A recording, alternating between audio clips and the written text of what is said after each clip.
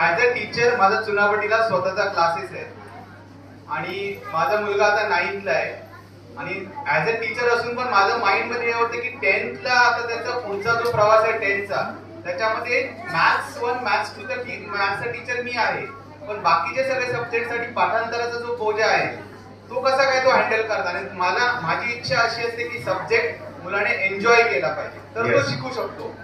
आणि त्यामुळे मी बोललो एवढ्याला पण त्याने विचारलं, असिस्टंटला विचारलं, ते बोलले दिव्याला एक सेमिनार आहे.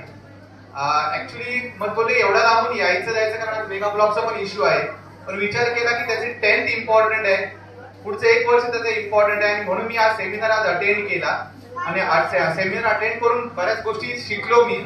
आय थिंक ह्या गोष्टी शिकताना आणि त्याचबरोबर मी आज ऍडमिशन घेईल त्यावेळी त्याच्याबरोबर मलाही काही गोष्टी शिकायला मिळतील. त्याचं रिझन दुसरं आहे की माझा पण आता एज होत चाललाय, विसरायला लागलोय तर त्या निमित्ताने हा काही गोष्टी शिकू शकेल.